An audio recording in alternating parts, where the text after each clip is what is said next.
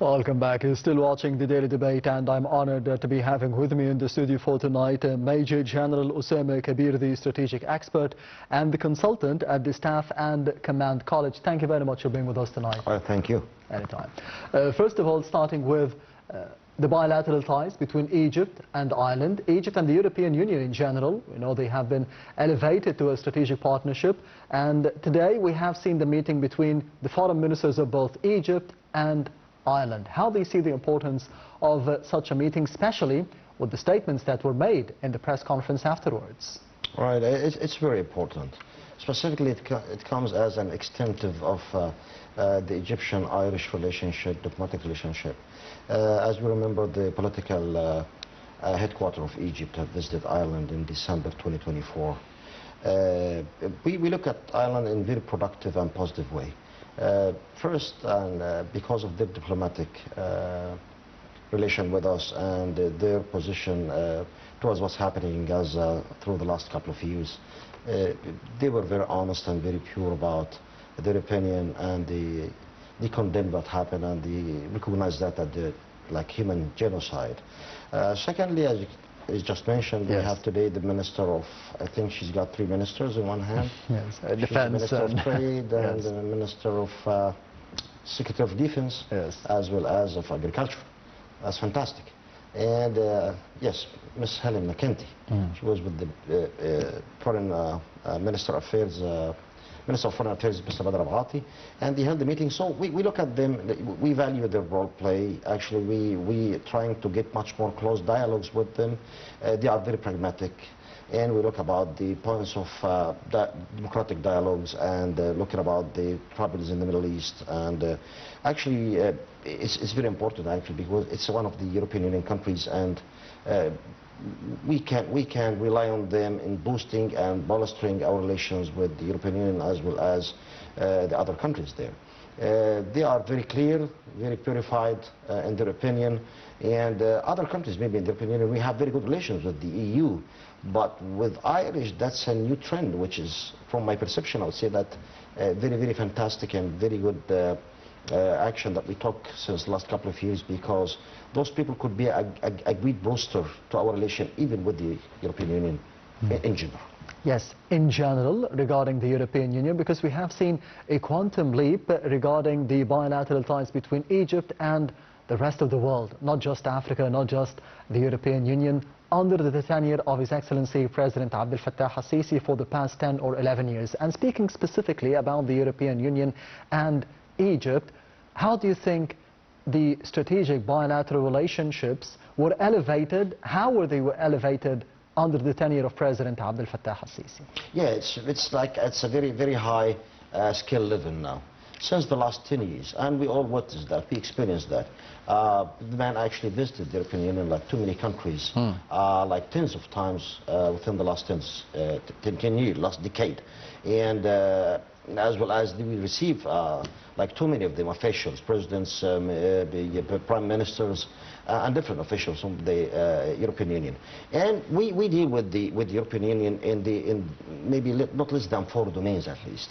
If you look at the diplomatic domain, because we need to look at the Middle East, and they are boosting the situation in the Middle East.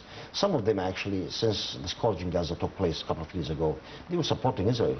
After 1 year, and maybe less than 1 year, more than 1 year, some of them now are turning. No, what's happening is that like totally it's a typical genocide, and now they are switching to the other side. So this is because we have our pivotal role to play as a spearhead for the negotiations and ceasefire agreements. We are the main mediator and arbitrator on this, and so we can impose our leverage on the European Union, as well as we are taking care of this case since 8 years ago, diplomatically. In the economic domain, yes, we're trying to grab much more like exterior investment in Egypt to look for the main conventions, projects, enterprises, franchises. We look at the transcontinental crime.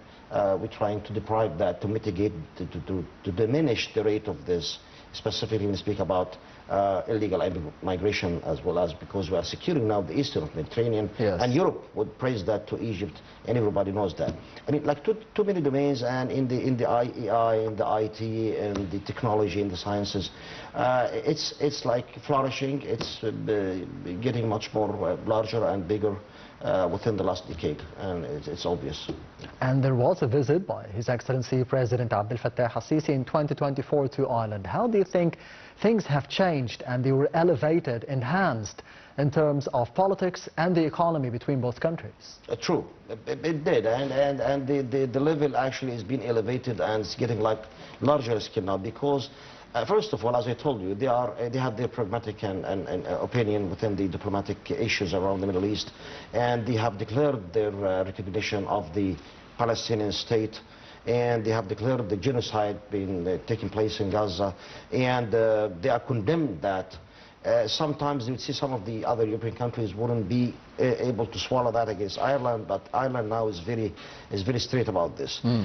So the last visit, I think now it's maybe a year and 2 months ago, because we spoke about December 2024, and the Egyptian headquarters and political headquarters is trying to booster and bolstering this relation because they would be very beneficial to us. It's sort of like mutual beneficial situation in between Egypt and Ireland, and we are trying to consume that to our interests and their interests and to the interest of the Middle East.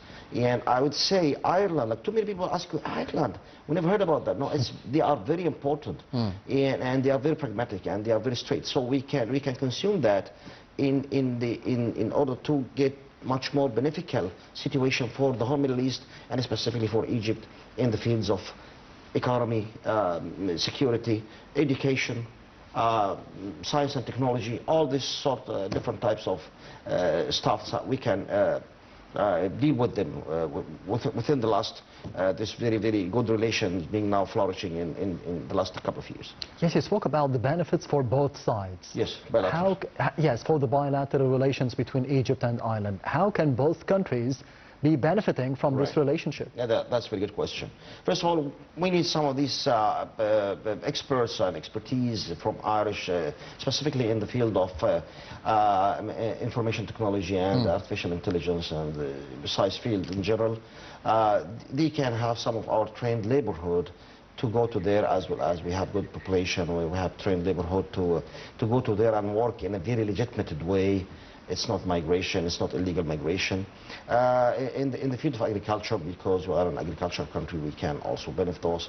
However, they can invest in Egypt with like massive or tremendous amount of money, hard currency within bigger or mega or major projects and conventions and in enterprises in Egypt. So it's again, it's in the economic field, it's in the scientific field, and they collectively also within the security and to secure the Mediterranean, Eastern Mediterranean, and diplomatically to unify with too many countries through Ireland and other than Ireland, to see what's happening in Gaza and what's happening they do take care about. They would like to stress their and address their point of view about unifying Sudan, keep the unification of Libya, what's happening in Somalia. They don't like it as well.